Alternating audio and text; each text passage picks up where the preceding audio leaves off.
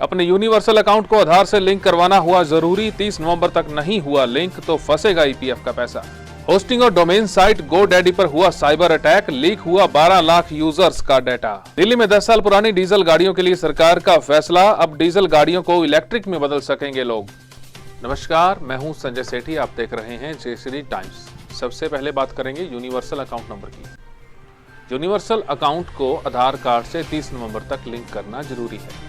ऐसे में अगर आपने अब तक अपने यूएन नंबर को आधार कार्ड से लिंक नहीं करवाया तो जल्द से जल्द करा लें।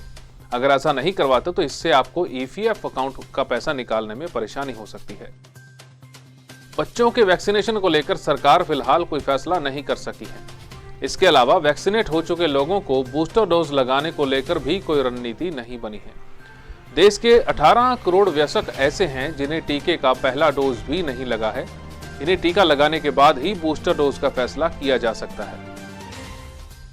वैसे तो खबर दिल्ली वालों के लिए है, लेकिन काम आपके भी आएगी।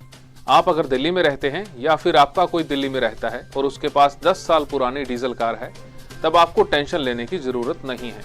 दरअसल दिल्ली सरकार ने 10 साल पुराने डीजल वाहनों को इलेक्ट्रिक में कन्वर्ट करने का फैसला लिया है और इसका रास्ता भी लगभग साफ कर दिया है। इंडियन एयरफोर्स अगले साल जनवरी से राफेल की फ्लीट को अपग्रेड करने जा रही है। भारत की जरूरतों के हिसाब से किए जा रहे इस अपग्रेडेशन से एयरफोर्स को मजबूती मिलेगी।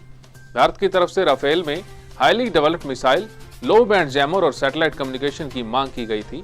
एयरफोर्स की तरफ से रिक्वायरमेंट को मंजूरी मिलने के बाद जनवरी में अपग्रेड करने की शुरुआत हो जाएगी। रूस और यूक्रेन की तनातनी में जल्द ही हिंसक मोड़ आने वाला है। अमेरिकी इंटेलिजेंस रिपोर्ट में कहा गया है कि रूस जल्द ही यूक्रेन पर हमला कर सकता है और उसने इसके लिए बड़े स्तर पर तैयारी भी कर ली है। रिपोर्ट के मुताबिक रूसी सेना अलग अलग लोकेशन से यूक्रेन के खिलाफ सैन्य कार्रवाई कर सकती है। चाइना पाकिस्तान इकोनॉमिक कॉरिडोर पर इमरान खान सरकार की मुश्किलें फिर बढ़ती जा रही हैं। कई महीने से इस प्रोजेक्ट पर काम बंद है। इमरान सरकार चीन को मनाकर इसे शुरू करवाना चाहती है, लेकिन काम शुरू होता इसके पहले ही विरोध शुरू हो गया। बलूचिस्तान के ग्वादर में कई दिनों से सीपैक के विरोध में प्रदर्शन हो रहा है।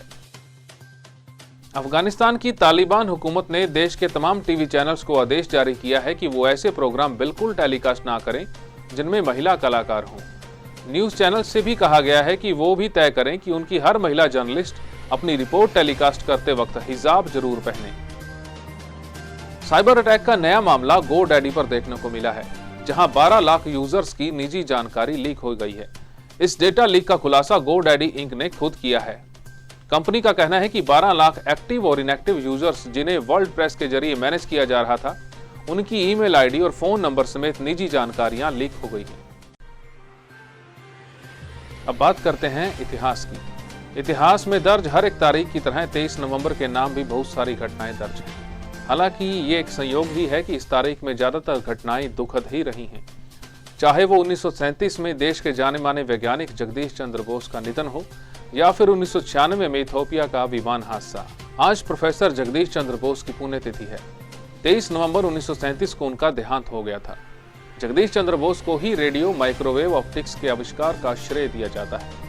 अक्सर भारतीय उन्हें वैज्ञानिक के रूप में ही याद करते हैं, जिसने पेड़ों में जीवन होने की खोज की थी।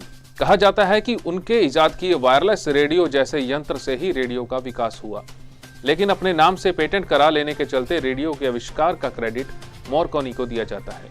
हमारी इस खास पेशकश में फिलहाल इतना ही।